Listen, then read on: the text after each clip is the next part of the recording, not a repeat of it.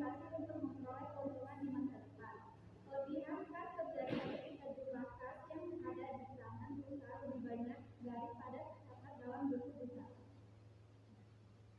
Dan pengertian surat berharga yaitu surat berharga atau commercial paper adalah surat yang dapat dijual dengan cepat tanpa mengalami suatu kerugian. Ada dua alasan perusahaan melakukan investasi dalam surat berharga.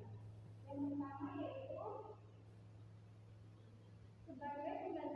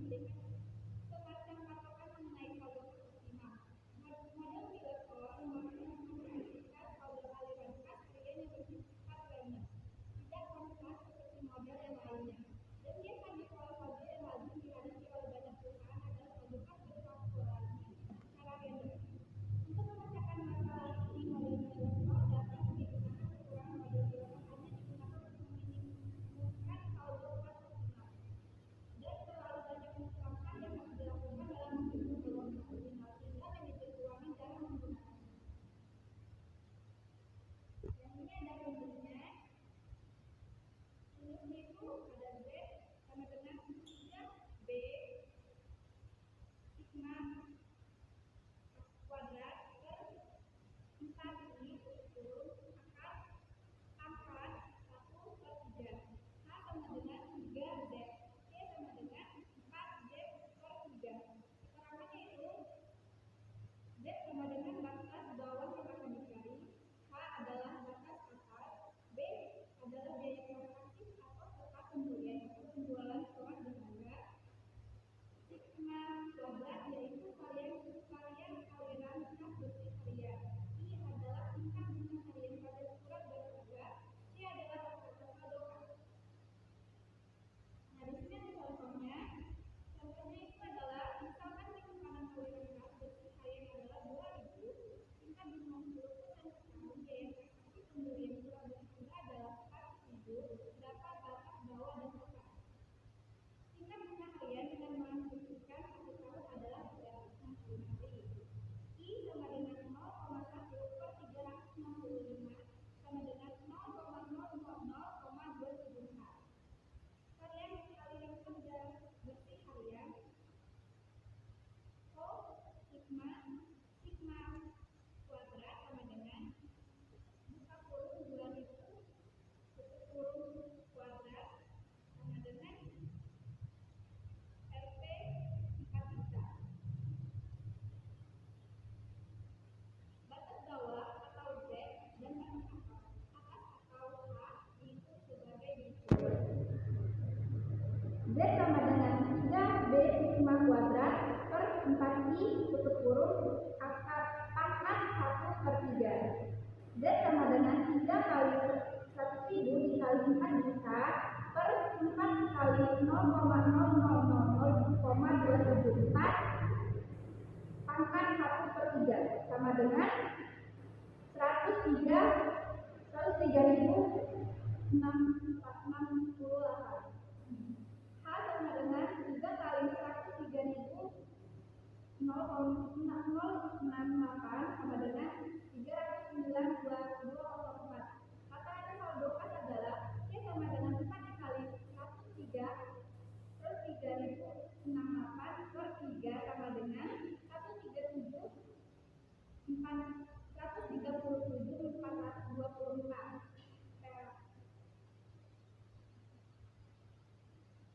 Model milestone dalam manajemen kas adalah keberhasilan milestone tidak hanya ditentukan oleh seberapa akurat prediksi tentang kondisi yang direncanakan seperti perkiraan transfer serta perkiraan saldo kas dan saldo sebelumnya, tetapi juga ditentukan oleh seberapa akurat estimasi parameter biaya dan suku bunga.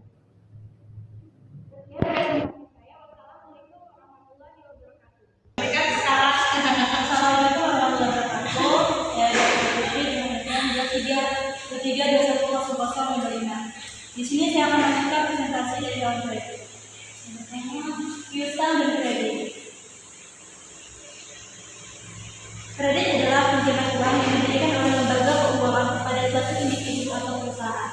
Syarat pengambilan dana pinjaman tersebut akan dikenakan bunga atau biaya tambahan dengan jangka waktu tertentu. Secara umum, kredit dapat didefinisikan sebagai suatu transaksi keuangan di mana pihak pemberi pinjaman kreditur memberikan sejumlah uang kepada pihak penerima pinjaman dengan syarat pengambilan dana pokok dan bunganya dalam jangka waktu tertentu.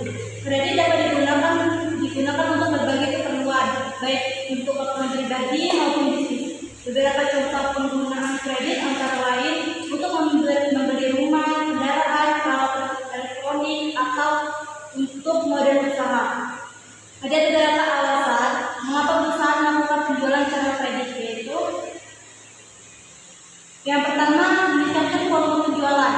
Perusahaan yang melakukan penjualan secara kredit akan memiliki konsumen yang bertambah banyak, yaitu anggota masyarakat ketika membeli sudah punya uang dan belum punya uang juga bisa ikut membeli, sehingga volume penjualan menjadi meningkat. Yang kedua, perusahaan memiliki kapasitas produk yang menganggur. Perusahaan yang memiliki kapasitas produk yang menganggur dapat meningkatkan pemanfaatan kapasitas produksi tersebut dan meningkatkan volume penjualan dengan melakukan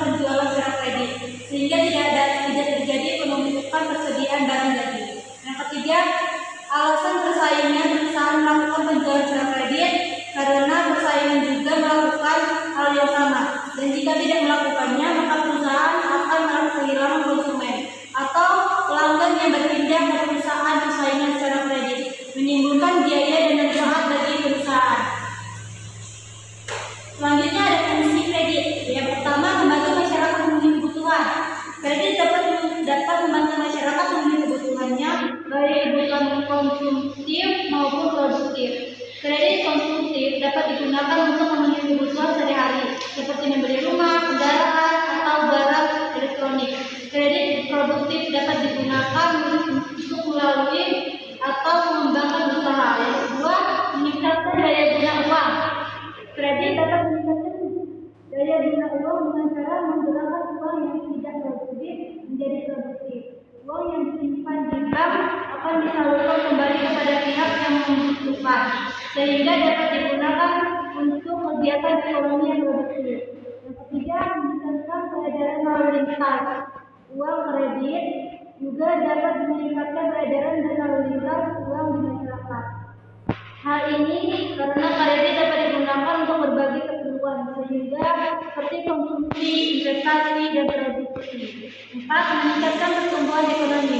Kredit dapat dimanfaatkan untuk kegiatan penyaluran produk ekspor sampai ke pasar luar negeri. Devisa yang dapat didapatkan akan masuk ke dalam negara.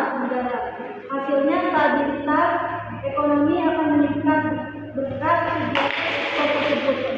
Selain itu, Indonesia juga akan lebih kompetitif di pasar skala internasional. Yang kelima, berevolusi pola pikir masyarakat. Masyarakat yang sudah mengetahui apa itu kredit akan memiliki pola pikir yang sedikit berbeda. Mereka bisa memanfaatkan layanan kredit yang dapat untuk meningkatkan level usaha dan tidak hanya mengandalkan kantong sendiri untuk mengembangkannya. Yang keenam, memperlancar distribusi barang dan jasa. Kredit dapat memperlancar distribusi barang dan jasa secara memberikan modal kepada produsen. Modal tersebut dapat digunakan oleh produsen untuk membeli bahan baku, membayar tenaga kerja, dan membiayai kegiatan produksi lainnya.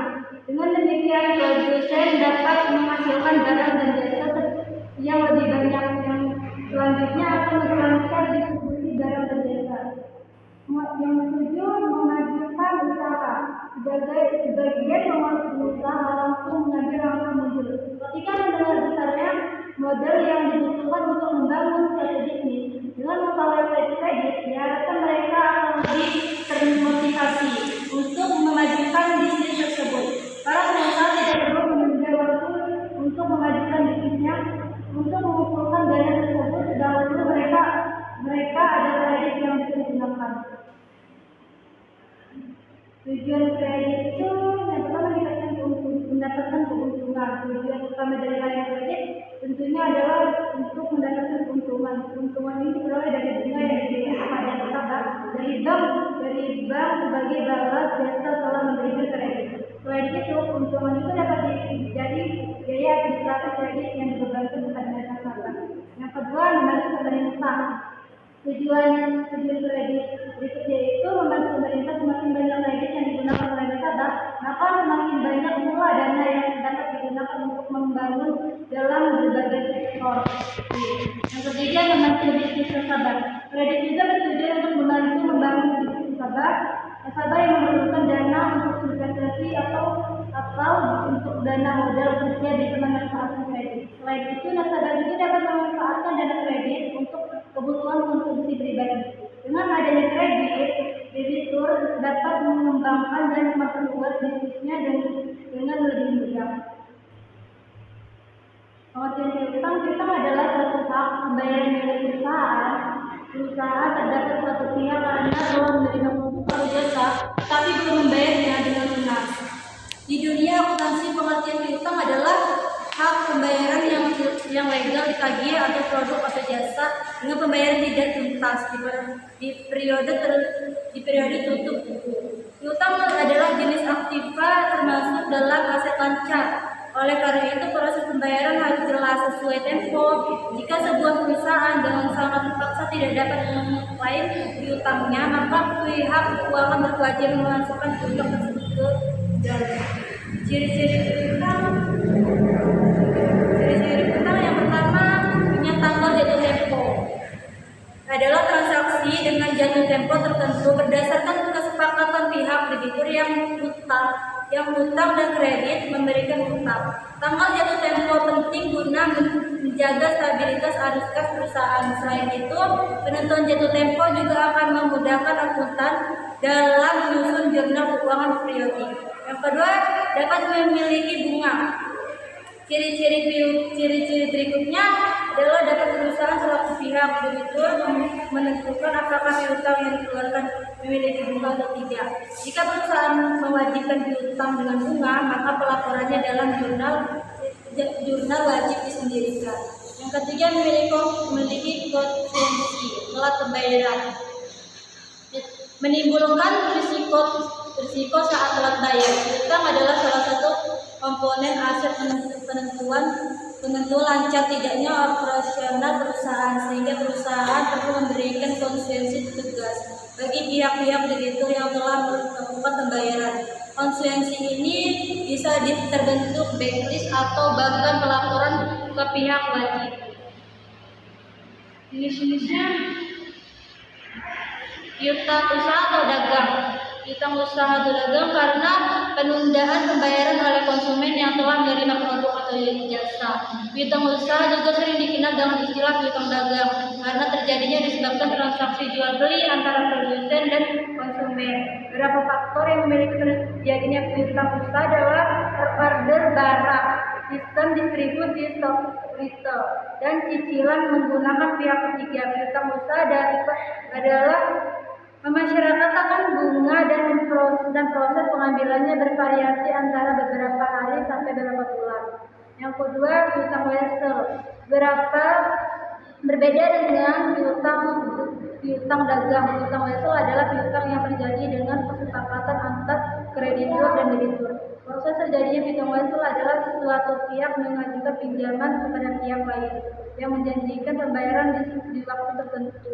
Yang ketiga, piutang lain-lain. Sementara itu, piutang lain-lain adalah piutang di luar piutang dagang dan wesel.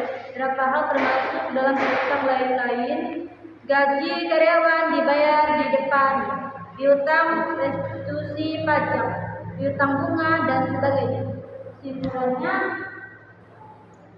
kredit adalah pinjaman uang dari lembaga keuangan kepada individu atau perusahaan dengan mewajibkan pengambilan beserta bunga dalam jangka waktu tertentu. Piutang adalah hak pembayaran yang dimiliki perusahaan karena penjualan barang atau jasa secara kredit, termasuk dalam aset lancar. Kredit bertujuan untuk mendapatkan keuntungan, membantu pemerintah, dan mendukung bisnis nasabah. Kredit berfungsi untuk memenuhi kebutuhan masyarakat, meningkatkan daya guna uang, memenuhi kebutuhan masyarakat. Jasa serta mendorong pertumbuhan ekonomi. Faktor-faktor seperti jenis barang, permintaan konsumen, biaya risiko, dan persaingan turut mempengaruhi kebijakan perindustrian. Jenis-jenisnya berdasarkan jangka waktu pendek, menengah, panjang, berdasarkan tujuan ekonomi, pertanian, perindustrian, profesi. Manfaat penjualan kredit untuk perusahaan: meningkatkan volume penjualan, memanfaatkan kapasitas produk, dan menjaga daya saing umum. Terdapat biaya langsung penagihan dan tidak langsung. Piutang tak tertagih. Jenis piutang usaha atau piutang dagang timbul dari penundaan pembayaran oleh konsumen. Piutang wesel berbasis kesepakatan dengan jaminan dokumen kontrak. Piutang lain-lain seperti piutang bunga, gaji di muka, atau restitusi pajak. Ciri-ciri piutang memiliki tanggal jatuh tempo, bunga opsional, dan konsekuensi atas keterlambatan pembayaran. Secara keseluruhan, kredit dan piutang merupakan elemen dalam kegiatan bisnis yang mempengaruhi arus kas, pengelolaan aset, serta keberlangsungan usaha. Baiklah, itu saja yang dapat saya sampaikan. Assalamualaikum warahmatullahi wabarakatuh. Izin untuk tangan diri, nama saya Rizky Ahmadi, NPM 222109. Izin melanjutkan presentasi kelompok saya dari materi syarat penjualan kredit. Syarat penjualan 3 unsur. Yang pertama, jangka waktu kredit. Yang kedua, potongan tunai. Yang ketiga periode untuk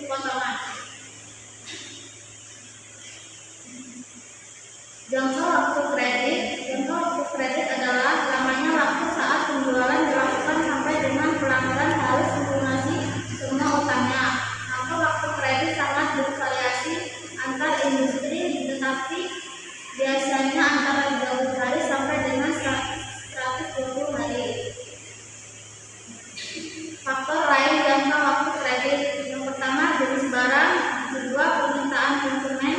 Yang ketiga, biaya, profitabilitas, dan standarisasi. Yang keempat, resiko kredit. Yang kelima, usaha transaksi. Yang keenam, persaingan. Yang ketujuh, jenis pelanggan. Potongan tunai dan exerek. Potongan tunai merupakan bagian dari syarat penjualan yang diberikan kepada pelanggan yang membayar dalam periode potongan. Hal ini dimaksudkan untuk mendorong pelanggan membayar lebih cepat dari jangka waktu kredit. Memberi potongan tunai akan mendorong pelanggan membayar lebih cepat, di mana hal akan memperpendek jangka waktu piutang, dan jika faktor lainnya tetap, maka akan mengurangi investasi dalam piutang. Jenis kredit. Kebanyakan kredit dagang yang ditawarkan merupakan open account. Hal ini berarti formal kredit adalah berupa invoice yang dikirim bersamaan dengan pengiriman barang dan ditandatangani pembeli sebagai bukti barang telah diterima. Setelah itu penjualan dan pembeli mencatat di masing-masing rekeningnya. Perusahaan dapat meminta pelanggan untuk menandatangani promissory note yang biasanya digunakan untuk nilai transaksi yang besar dan tidak ada potongan tunai yang ditawarkan, atau ketika perusahaan memperkirakan akan terjadi masalah dalam pelunasan. Dokumen dalam penjualan kredit. Yang pertama, surat order pengiriman dan tembusannya surat order pengiriman. Yang kedua, faktur penjualan dan tembusannya faktur penjualan. Yang ketiga, rekapitulasi harga pokok penjualan. Yang keempat, bukti nominal. Faktor-faktor penjualan kredit. Yang pertama, standar kredit. Yang kedua, syarat pembayaran. Yang ketiga, plafon kredit. Yang keempat, volume penjualan kredit. Yang kelima, kebiasaan pembayaran pelanggan. Yang keenam, kebijakan penyimpulan piutang. Kesimpulan, penjualan kredit merupakan kegiatan yang dilakukan untuk menyampaikan barang kepada mereka yang memerlukan dengan jalan tidak segera meminta prestasi pada waktu penjualan dilakukan. Dari definisi di atas, maka dapat diambil kesimpulan bahwa sistem penjualan kredit adalah rangkaian kegiatan yang mengatur tentang penyerahan barang kepada pembeli yang pembayarannya dilakukan kemudian dinilai sesuai dengan perjanjian yang telah disepakati. Berangkat dari kata dasar kredit adalah kepercayaan. Maksudnya kepercayaan antara si pembeli kreditur terhadap si penerima debitur. Dengan demikian, seseorang yang memperoleh kredit pada dasarnya adalah orang yang memperoleh kepercayaan dari pihak tersebut. Sekian dari presentasi saya. Assalamualaikum warahmatullahi wabarakatuh. Izin memperkenalkan diri, nama saya Desi Nawati dengan NPM 23210060. Saya di sini akan menunjukkan Assalamualaikum warahmatullahi wabarakatuh. Izin memperkenalkan diri, nama saya Desi Nawati dengan NPM 23210062. Di sini saya akan menunjukkan presentasi kelompok A. Saya akan menunjukkan dengan analisis kebijakan kredit yang berisi ada pertama tujuan analisis kebijakan kredit, kedua faktor-faktor yang mempengaruhi kebijakan kredit, kelima kemudian komponen kebijakan kredit, lalu analisis kebijakan kredit, langkah-langkah analisis kebijakan kredit, manfaat analisis kebijakan kredit, analisis efek kebijakan kredit, mengevaluasi usulan kebijakan kredit, biaya perubahan kebijakan kredit, dan informasi. Pertama adalah tujuan analisis kebijakan kredit. Tujuan terbagi menjadi tiga, yaitu tujuan utama, tujuan spesifik, dan tujuan strategis. Tujuan utama berisikan meningkatkan efisiensi pengelolaan kredit, mengurangi risiko kredit, meningkatkan pendapatan. Tujuan spesifik berisikan mengidentifikasi potensi risiko kredit, mengoptimalkan suku bunga dan biaya kredit, mengembangkan strategi pengelolaan kredit yang efektif. Tujuan strategi meningkatkan daya saing lembaga keuangan, mengembangkan bisnis dan meningkatkan pendapatan, mengurangi kerugian dan risiko keuangan. Faktor-faktor yang mempengaruhi analisis kebijakan kredit. Pertama yaitu risiko kredit yang ada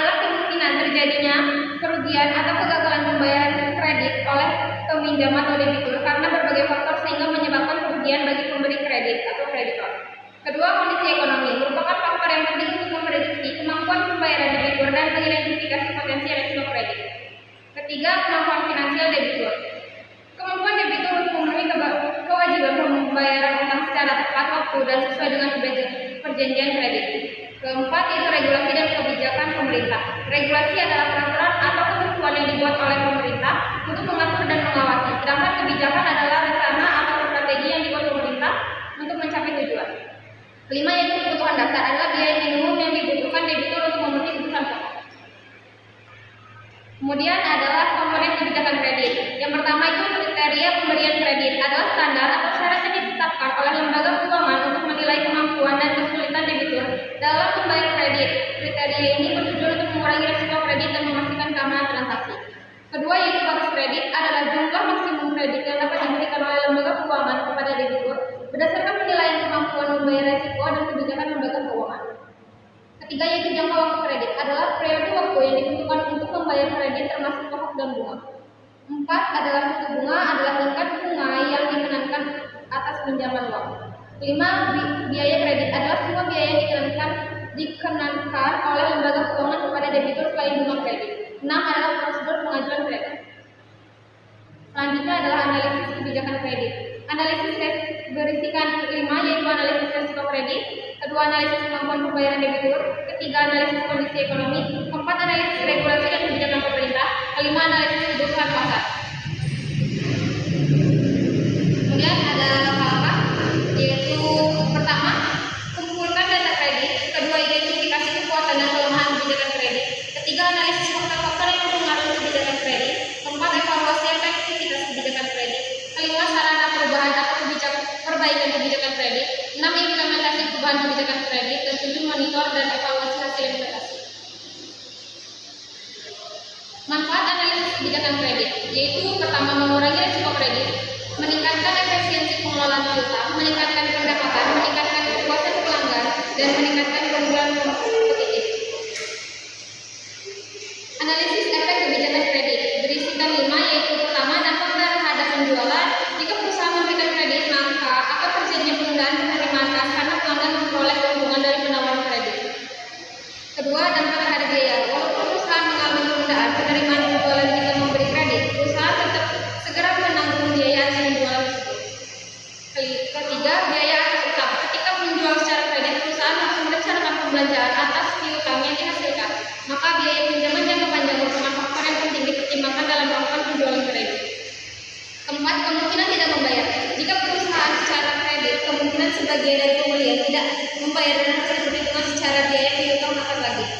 Kelima, potongan tunai. Perusahaan harus menentukan potongan yang dapat mendorong pelanggan membayar lebih cepat pada periode potongan.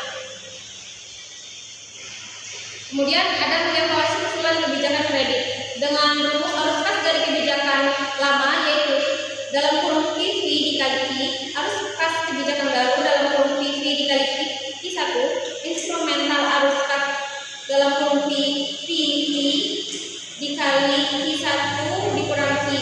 Nilai sekarang dari arus kas secara inskremental adalah PV sama dengan hasil inskremental arus kas dibagi R. Dengan keterangan P itu adalah harga per unit, P itu biaya variabel per unit, Q itu jumlah unit yang dijual per bulan sekarang, Q1 adalah jumlah unit produk yang dijual kebijakan baru, R adalah tingkat pengembalian yang disyaratkan per bulan.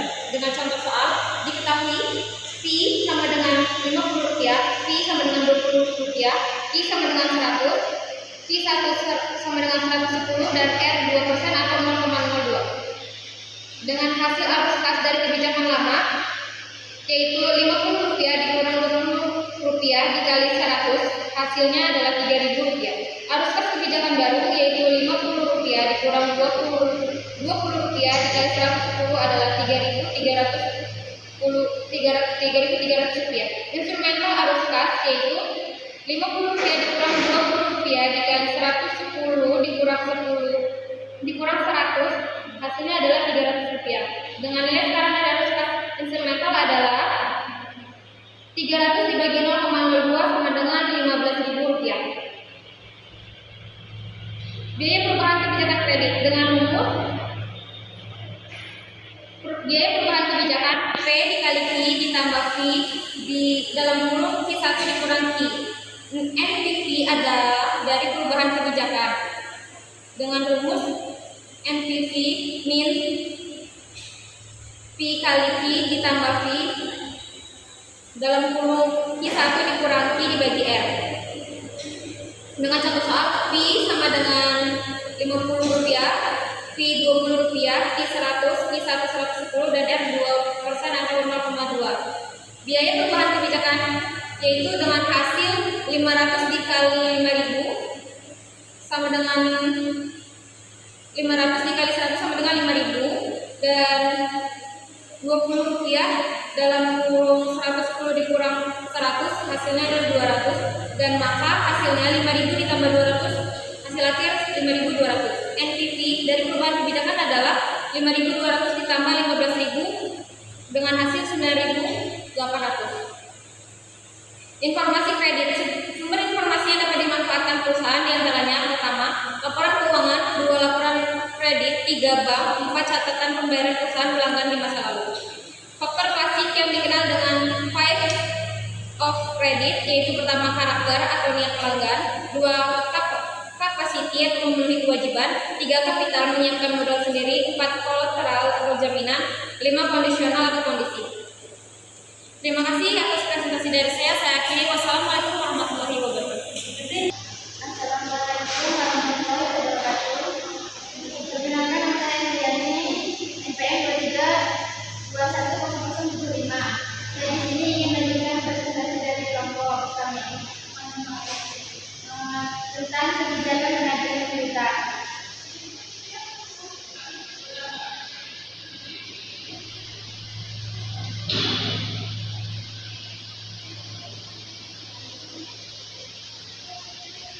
Kebijakan manajemen berita. Kebijakan manajemen berita merupakan perubahan terakhir dari kebijakan kredit. Hal ini mencakup pemantauan hutang dan perolehan pembayaran atas hutang yang telah ditutup. Pemantauan hutang. Untuk menjaga pelanggan membayar kewajibannya secara tepat, kebanyakan perusahaan yang membantu memantau hutang yang telah ditutup. Ada 2 cara. Pertama, perusahaan akan memperhatikan ACP dari waktu ke waktu. Jika terjadi peningkatan ACP, maka perlu mendapatkan perhatian yang lebih serius dari perusahaan. Kedua, perusahaan dapat menuntut dividen sebagai salah satu alat untuk memantau kita. Dalam hal ini, kita diklarifikasikan berdasarkan umum.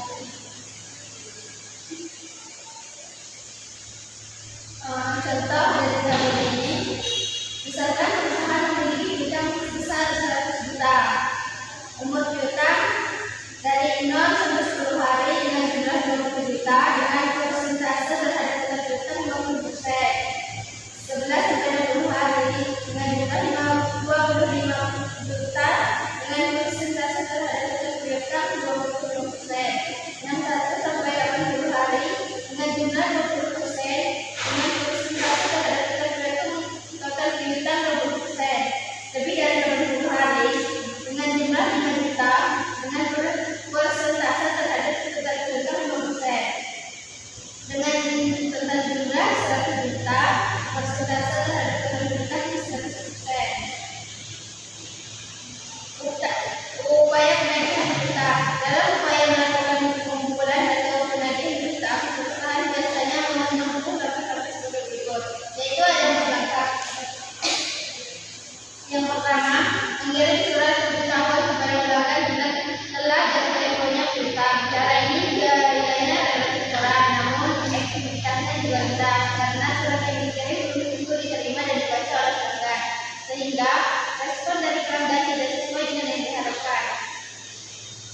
Kedua, perusahaan menghubungi pelanggan melalui telepon. Cara ini lebih efektif dibanding dengan pengiriman surat karena pihak manajemen perusahaan dan langsung berkomunikasi dengan pelanggan dan juga bisa mengetahui bagaimana respon pelanggan dan biayanya relatif lebih mahal.